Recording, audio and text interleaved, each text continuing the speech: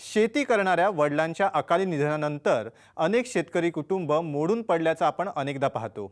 शेतीत राम नाही असं सगळेच म्हणत असताना राम भेंडवडे या तरुणानं मात्र शेतीतच राम असल्याचं दाखवून दिलंय। कोल्हापूर जिल्ह्यातल्या सांगवडेवाडी गावच्या राम भेंडवडे या तरुणानं आपल्या वडिलांच्या मृत्यूनंतर शेतीवर असलेलं 9 लाख रुपयांचं कर्ज फेडलंय। आज आपल्या 2.5 एकर शेतीतून ते भाजीपाला आणि ऊस पिकातून वार्षिक किमान 3 ते 4 लाख रुपयांचं उत्पन्न मिळवत आहेत। सध्या त्यांच्या शेतात दोडक्याचं पीक आहे। यापासून त्यांना हंगामात खर्च वगळता किमान 1 लाख रुपयांच्या नफ्याची अपेक्षा आहे। आज आपण राम भेंडवडे यांच्या भाजीपाला शेतीची यशोगाथा जाणून घेण्यासाठी कोल्हापूर जिल्ह्यातल्या सांगवडेवाडी गावी जाणार आहोत।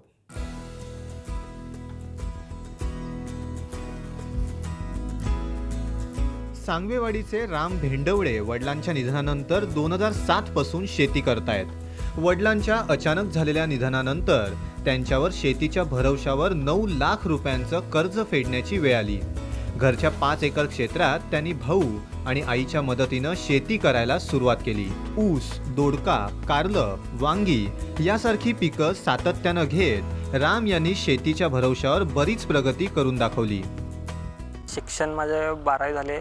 मी गेले 5 ते 7 वर्ष भाजीपाला शेती करतोय।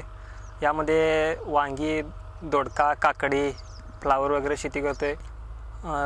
माझ्याकडे सध्या दोडका अर्धा एकर व वांगी अर्धा एकर सध्या मी मल्चिंग पेपरवर घेतोय। दोडका पिकाच्या अगोदर या जमिनीमध्ये मी फ्लावर केला।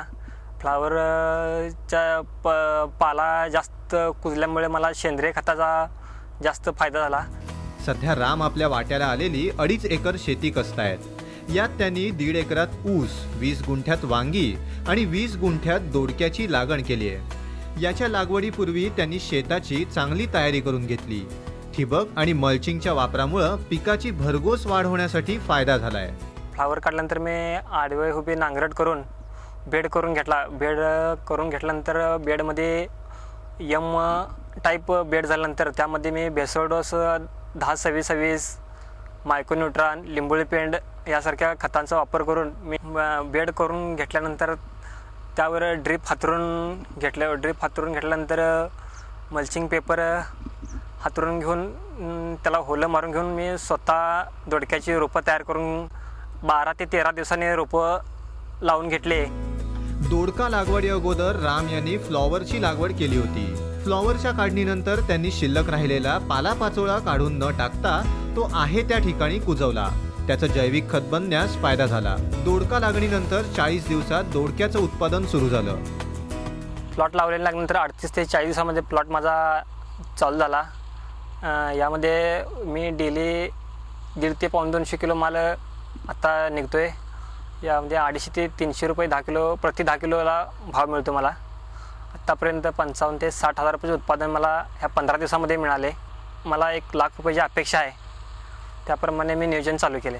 अजून प्लॉट 1.5 ते 2 महिने प्लॉट चालवायचे मी प्रयत्न करतो। सध्या परतीचा पाऊस चालू असल्यामुळे ऊन पावसाचा खेळ चालू असल्यामुळे डावणी रोगाचा प्रादुर्भाव जास्त आहे। त्यामुळे बुरशीजन्य रोगाचा प्रादुर्भाव जास्त आहे। त्यामुळे बुरशीनाशकाची फवारणी ही 1 दिवस ते 2 दिवस आड करून फवारणी चालू आहे। दोडक्याचं दररोज किमान 150 किलो उत्पादन मिळतंय। त्याची सरासरी 30 रुपये किलोनं विक्री होतीये। यापासून दररोज 5,000चं उत्पन्न मिळतंय। आत्तापर्यंत यापासून 75,000 रुपयांचं उत्पन्न मिळालंय। आजवरच्या उत्पन्नातून खर्च निघाला तरी येणाऱ्या काळात मिळणारं लाखभर रुपयांचं उत्पन्न नफ्यात शिल्लक राहील अशी अपेक्षा आहे। त्या जवळपास या प्लॉटसाठी मी मशागत, बेसोळ डोस, मल्चिंग पेपर व गडी माणसं मजुरांसाठी मी आत्तापर्यंत 20 ते 22 हजार रुपये खर्च झाले आहेत। यामध्ये 1.5 लाख रुपयाची मला अपेक्षा आहे। खर्च जाता मला 1.25 लाख रुपये ते 1.25 लाख रुपये मला अपेक्षा आहे। मल्चिंग पेपरमुळे झालेले फायदे मला कमी पाणी, हवेतील व्हायरल इन्फेक्शनमुळे व्हायरस इन्फेक्शन माझ्या प्लॉटवर काय दिसून येत नाही आणि त्यामुळे मल्चिंग पेपरमुळे तणाचा प्रादुर्भाव कमी आहे। त्यामुळे उत्पादनात वाढ ही 100% आहे। संकटकाळी शेतीनं दिलेली साथ राम यांना विसरता येत नाही. त्यामुळे त्यांनी जवळच असलेल्या MIDCत मिळणारी नोकरी करण्याचं टाळलंय. त्यांच्या या निर्णयानं त्यांना घरच्यांच्या रोषाला सामोरं जावं लागतंय. पण शेतीत राम शोधणारे राम भेंडवडे मात्र काळ्या आईच्या सेवेलाच प्राधान्य देण्यावरच ठाम आहेत. राजेंद्र हंकारे, साम TV, कोल्हापूर.